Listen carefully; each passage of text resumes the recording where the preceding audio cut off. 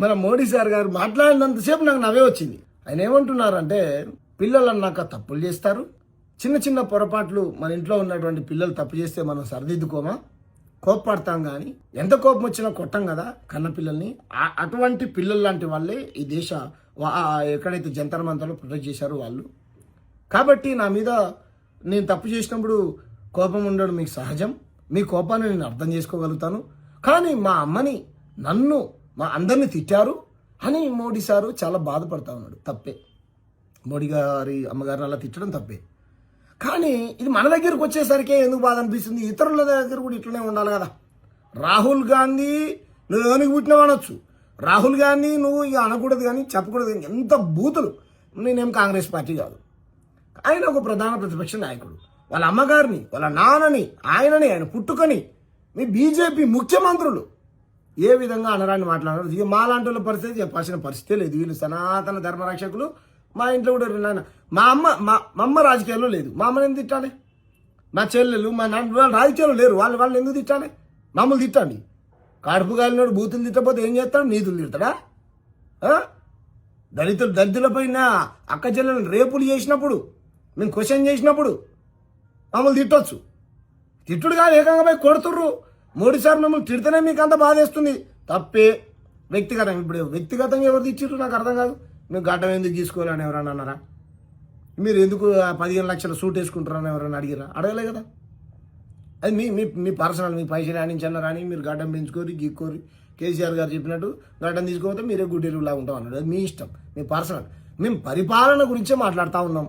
మీ పరిపాలనలో, ఈ రాష్ట్రంలో, ఈ దేశంలో, ఓకేనా, ప్రజాస్వామ్యం ప్రమాదంలో పడ్డది. ఏ వర్గాలు కూడా సంతోషంగా లేవు. అవి మేము క్వశ్చన్ చేస్తూ ఉన్నాం. మీరు ఇచ్చినటువంటి హామీలను అడుగుతూ ఉన్నాం తప్ప. ఎవడు ప్రశ్నిస్తే దేవుడి గుళ్ళో డబ్బులు దొంగతనం చేసిర్రా నాయన, పైసలు ఏందిరా అంటే మీరు హిందూ వ్యతిరేకులు. మీరు ఇస్తాన్న 2 కోట్ల ఉద్యోగాలు ఏమైనాయి అంటే మీరు హిందూ వ్యతిరేకులు. అని మాకు ప్రాజెక్ట్ ఇయ్యర్రా నాయన అంటే మీరు హిందూ వ్యతిరేకులు. జాతీయ హోదా ఇయ్యర్రా అంటే మా హిందూ వ్యతిరేకులు. మా రాష్ట్ర నిధులు మొత్తం పక్క రాష్ట్రంతో గురించుకుపోతున్నారు ఏంద్రా అంటే మీరు హిందూ వ్యతిరేకులు.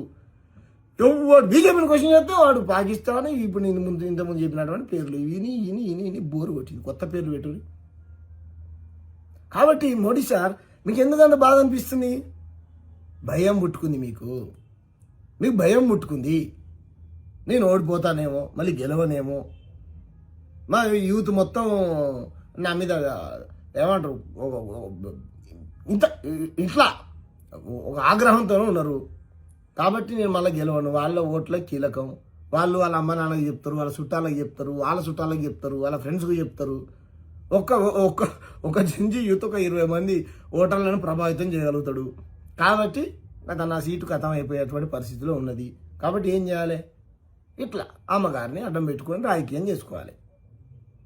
మరి మా అమ్మగారిని అసలు మోడీ సార్ మీరు ఏమన్నారో తెలుసా?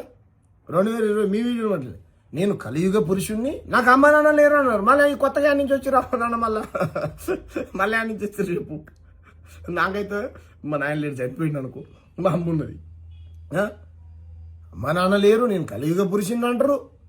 మళ్ళా हमारा माँ को गाली दिया है, दूसरा माँ लोग को गाली दिए तो कैसे सर? ये फ्रेंड्स जैसे आगे बढ़ रहा है, आगे बढ़ाएंगे అంటారు. దా ఫ్రెండ్స్, నేను కూడా చెప్తున్నాను ఫ్రెండ్స్, బీజేపీని ఓడించండి ఫ్రెండ్స్.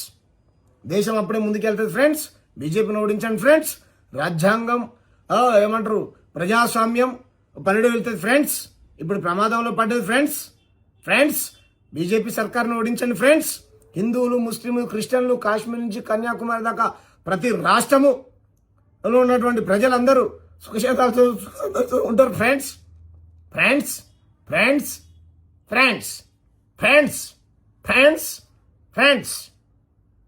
ధన్యవాద్, बहुत बहुत धन्यवाद.